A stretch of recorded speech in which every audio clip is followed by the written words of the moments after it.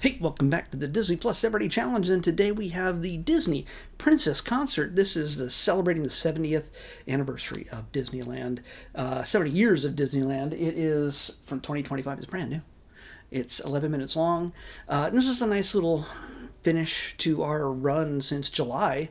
Every Sunday, we did a different 70th anniversary walkthrough, ride-through short, where we got to experience what it's like to be in Disneyland with no people, except for a random mouse in red pants, and sometimes an attendant running a ride or something like that.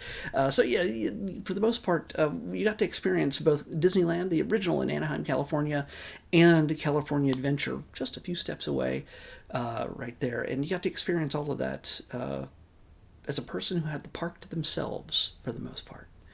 You didn't have the crowds, you didn't have the noise, you got to hear things and see things you may not have noticed before, when just everything was hitting you all at once. So this is a nice little capper, a nice little moment to take a breath and stand here in front of the castle with crowds of people during Princess Week, which I wasn't aware was happening at any point because nobody invited me. But yeah, this is an 11-minute concert. I would expect there was more before this, because there's a whole stage set up. There's no way they're setting off the lights and doing the projections and getting the stages and everybody dressed up. So there's like 11 minutes of music? Come on, no. These people probably stood in line for like 20 hours just to get in the spots right there in front of the castle. I don't know. Or they just had a special selection of people that they put in there. I have no idea. Either way, this features Jodie Benson singing some songs as Ariel from The Little Mermaid. Honestly, if you're not looking at the screen when she's singing, you are picturing those scenes from The Little Mermaid. It's just dead on. Her voice is probably only gotten better, but she still has that girlish softness to it that she retained, and when she speaks, because there's a lot of moments within part of your world, or the thingamabobs and everything else. There's when she speaks that it still sounds like she's a teenage girl who lives in the ocean, if you knew what that sounded like. But she's got the right colored dress. That's her right there, the blue. Yeah, that's her right there. So. And then you got Paige O'Hara doing the voice of Belle from Beauty and the Beast. You get Auli'i Cravalho. I'm sorry if I said that wrong. Moana. She's got her most popular songs. And then there's why can't I say her name ever properly?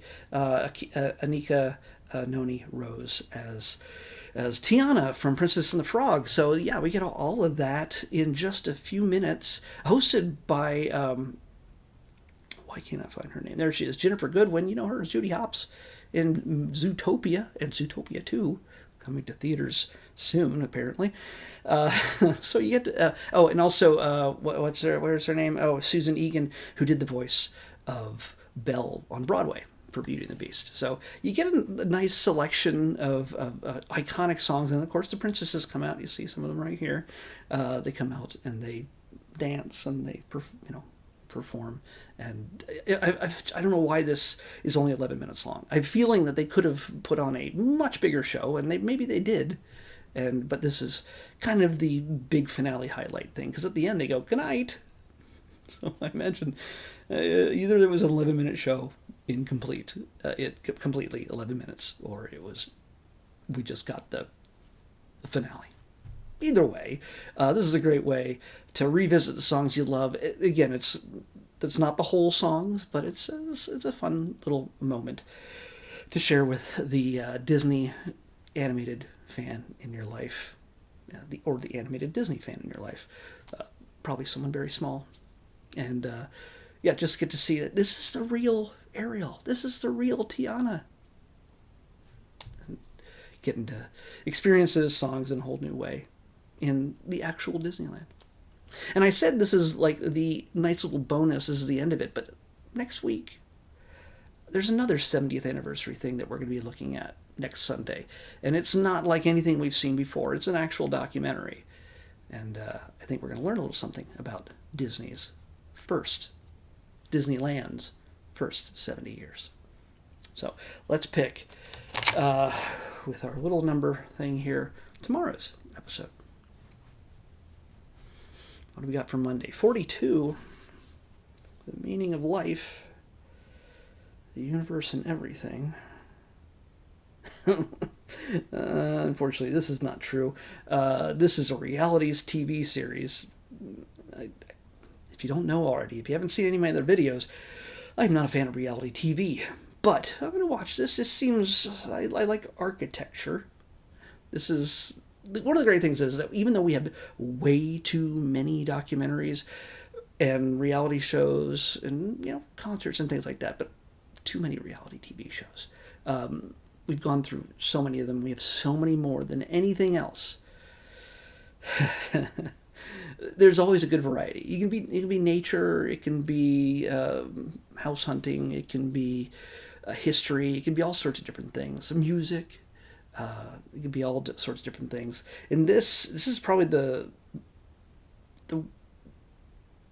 least likely reality show I think I'd ever imagine I'd be watching on Disney Plus, except for all that murder stuff.